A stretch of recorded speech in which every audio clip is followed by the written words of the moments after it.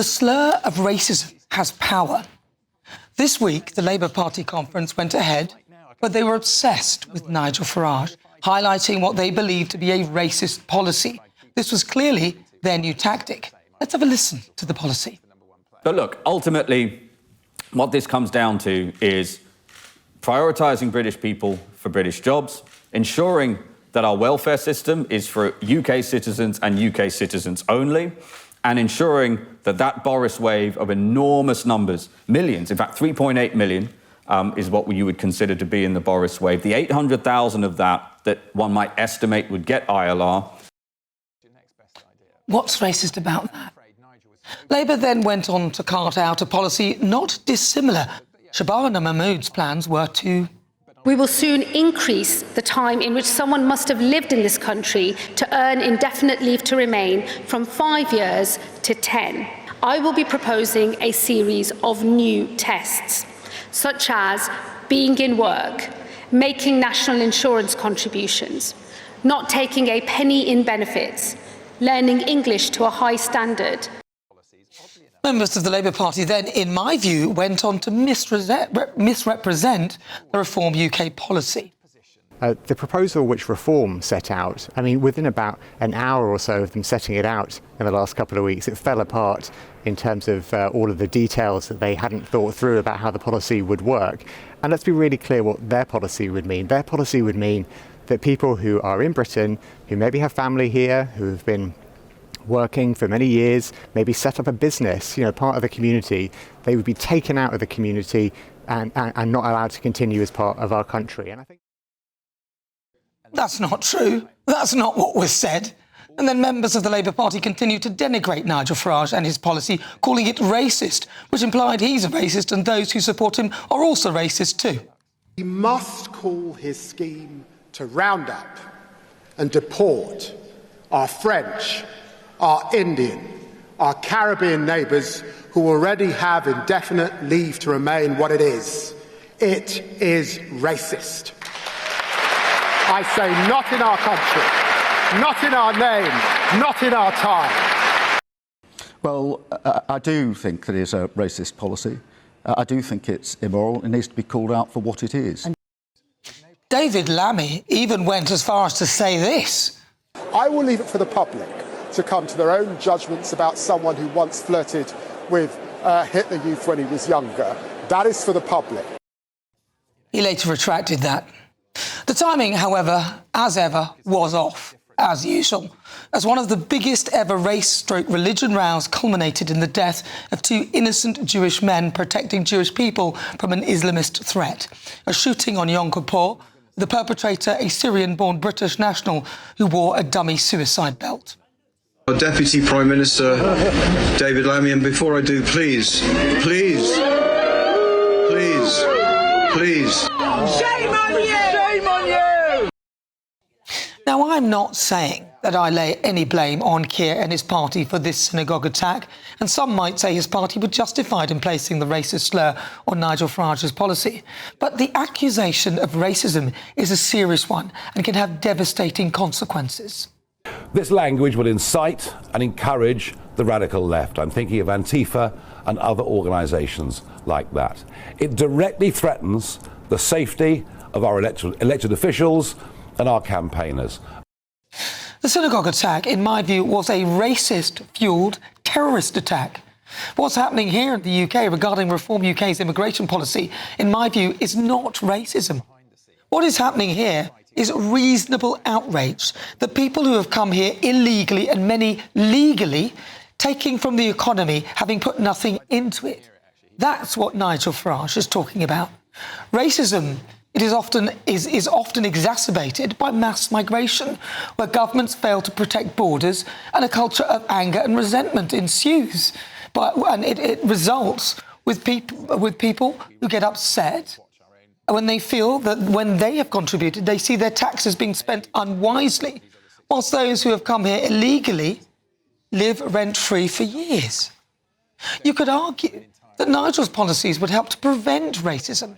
I know what racism is, and I know it is a form of hate, and I know what it can cause, and we saw it firsthand the other day. So instead of calling policies that ensure people who come to this country from abroad pay their way, instead of calling them racist, instead of exacerbating the problem by throwing out slurs to people brave enough to see the problem, how about those in power, and by that I mean the Labour Party, quit with the distractions and name-calling and get on with the job of securing our borders?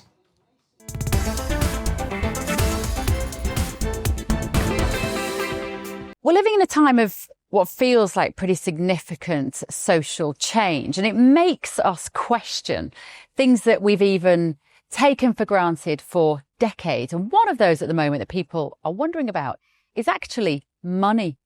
Is the money in your bank account safe? Should you be investing elsewhere?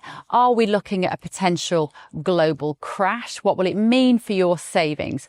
Is there a way that you could be using your money that might be outside of government control even? Well, Tally Money is potentially one solution. So I'm delighted to say that I'm joined today by the CEO and founder of Tally Money, Cameron Parry. What is Tally Money?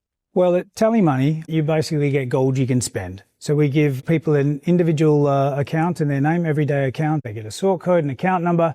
They use that account just like they would pounds from their bank, but it's milligrams of gold that we brand as Tally. Okay. Why would you do that, though? What is the benefit to the customer instead of just having a normal pound sterling account?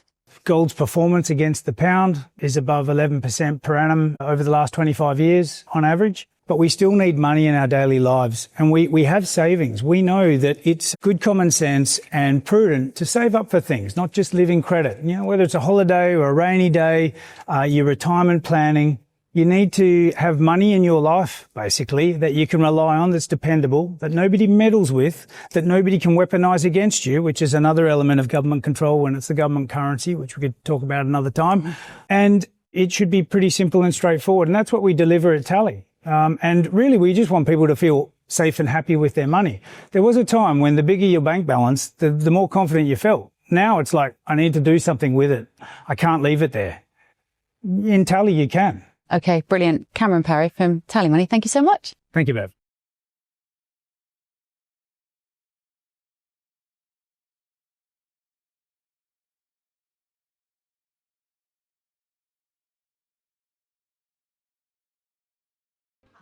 Well, I'm joined now by political commentator Fahima Mohammed. Fahima, welcome to the programme. Now, look, what I was doing there was really looking at the difference between actual real racism and somebody suggesting a policy that would protect this country from people who have come here, A, illegally and then not paying their way, or people who've come here legally and not paying their way. So that is what I'm talking about. I'm not talking about being horrible to people who, I don't care what colour people are. I want them to get involved in the economy and pay their way and be part of this country. So what do you think? What are your thoughts? I hear what you're saying, Nana, and I'm not disagreeing with that. But the thing is, we have to understand there is different types of terrorism. There's stochastic terrorism, where leaders will frame certain things in a particular way, where it does cause mainly division and framing politics as us versus them, migrants versus natives, citizens versus outsiders, Britain versus the world. You know, these are the kind of criticism that we will say that is actually being happening, unfortunately, when it comes to some of the policies of Reform UK. It criticises others for fear-mongering, and yet its own policies have repeatedly threatened families, workers and settled communities. Yes, there's promises of sweeping change from the NHS to public safety, but without clear plans or funding, and a pattern of slogans over substance. And when it comes to the values, Farage lectures others about fairness and integrity, while his record shows contradictions, controversial associations, and policies that risk ordinary people's jobs, pay, and security. He's got a new conservative person that's come in from, Danny Kruger, who's openly called out saying Islam is the problem and things like that. And he would have never done that if it was in the Conservative Party. But people feel that they can be tolerant to be racist and anti-Muslim when they are actually joining Reform. And that's what I don't really understand. And when we are talking about certain things, we need to understand that these things do have an implication on the ground. So which policies specifically, because you said the policies that are dangerous and damage people's jobs and securities, which policies of reform come out with that do that? And how do you perceiving that as racist? Well, I understand that he wants to. The thing is, it's very nicely polished with his policies. No one can really fault it. Well, He's which one, the though? training. And when it comes to the indefinite leave to remain, right. Of course, it comes up to a certain amount that people need to earn. So it's not even about racism. It's also people don't understand that he's there not for the everyday working class. They have to earn a certain amount. Even the Labour Party have suggested that people will have to be able to have a certain amount of money. If you go to any country, go to America, want to settle in Australia, any of those countries will say that you need to be able to support the people that have come with you, and none of them will allow you to bring an unlimited amount of siblings and people who are related to you. So I think it's perfectly reasonable. I understand that. And that was just one of the things that you asked me. But again, it's been differently from Labour to Reform, because they are not saying that, it's the immigrants. They're not saying it's the Muslims. They're not saying that these are the sort of like uncontrolled people echoing us and them, as in the other. There is a difference when there is rhetoric that has been spewed to inflame and to be divisive amongst communities. Be specific. OK, so which slogans and which rhetoric? Because otherwise what you're saying is rhetoric. Which be specific? Because when you're saying that they're doing something that is not acceptable, then what is that? Give me a slogan. Give me something else. I just said the slogans, us versus them, people that are coming over here and the migrants that are taking over and things like that. They've never said that the migrants are taking over. I've never heard that. What they have said is that... Other people have. I certainly have. Well, who has said that then? Who? It's the general public that vote for them, that even say that if the reform comes in, people like myself and people like even you should not be here. Why is, an African... They have never said that. As a Muslim speaking. Yeah, but you're saying people who support them, and you can't be specific which people. You're saying there are slogans. I'm talking about most people that support them, and even their councillors. Even their councillors. No, they have been fought for racism. You just want to blind there has been racism. Because you don't have another option. Everyone thinks that Farage is the way forward, but it's just a racist party majority of the time. Even if they don't come out that way. Okay, but just talking over me and not giving me a chance to just respond to some of the things you're saying doesn't make you right. Look, the people who support Reform UK are just the general public and general people. Are you saying that those people are racists? A lot of them are, yes.